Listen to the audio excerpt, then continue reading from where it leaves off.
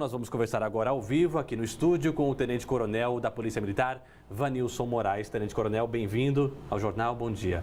Bom dia, telespectador. Eu que agradeço a oportunidade de estar prestando contas aqui para a população sobre o trabalho da Polícia Militar. Então a primeira pergunta já é, a Polícia Militar tem feito rondas lá no bairro? Sim, veja só, o nosso planejamento de rondas e operações, toda a imprensa aí tem acompanhado, ele compreende todo o perímetro urbano, dentre esses vários bairros que a gente busca contemplar com as operações, está inserido sim, o bairro Jardim Acapulco. Lembrando sempre que a referência que nós usamos para o nosso planejamento são os registros das ocorrências, ou seja, os locais onde a maior incidência de ocorrência são os locais em que nós priorizamos a atuação, E pelos registros nós temos aqui a Avenida Brasil, Tancredo Neves e Ismael do Nascimento como as zonas vermelhas da cidade, Então a gente sempre prioriza isso. Por isso também fica uma orientação aos moradores que sempre que for vítima de qualquer situação, registre isso. Quer dizer que está havendo muito assalto no bairro, mas a polícia não está sabendo? Às vezes sim, às vezes é isso que acontece. Nós temos inserido o Jardim Acapulco com a mesma preferência dos demais bairros periféricos, na região externa da cidade. E, de repente, pelo fato de não haver um registro de todos os fatos que lá tem. Então, fica essa orientação para a população, mas, não obstante isso, nós temos feito sim, a imprensa tem acompanhado, e os próprios moradores também, principalmente pessoas que têm estabelecimento comercial lá também, tem sido fiscalizado pelo bombeiro, vigilância sanitária, nas operações que nós realizamos. Tenente Coronel, com relação ao caso da Mariana Dutra, essa jovem que foi morta e deixada lá no bairro, a Polícia Militar sabia da história dela, fazia um acompanhamento, de que forma essa morte poderia ter sido evitada? Pois é um fato que nos deixa bastante tristes, É um fato que nos leva a refletir sobre o trabalho policial, o trabalho da Polícia Militar, que é o trabalho preventivo, na finalidade de prevenir fatos como esse, E fazendo uma análise sobre isso, nós buscamos alguns documentos que eu os trago aqui, E tem à disposição, esse é um documento público. Que documentos são esses? Nós temos aqui, por exemplo, 8 boletins de ocorrência registrados contra esse menor, que é o principal suspeito de ter cometido o crime. Ele tem 15 anos. 15 anos, Todos esses 8 boletins de ocorrência que foi acionado via 190 a Polícia Militar, todos eles a Polícia Militar deslocou até lá e fez a condução desse menor para a delegacia, Inclusive, alguns desses boletins de ocorrência,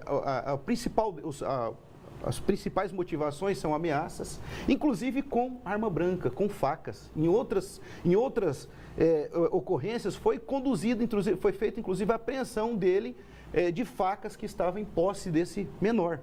Então, ou seja, era um fato que, digamos assim, era uma tragédia anunciada. Tratava-se de um menor, porém com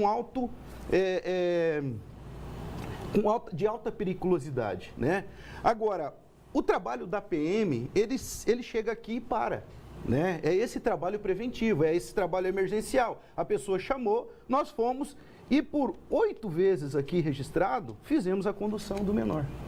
E o menor, ele continuava nas ruas, tanto é que fez essa vítima, uma jovem, que também nós fizemos uma análise e constatamos alguns boletins de ocorrência também envolvendo a vítima aí no caso,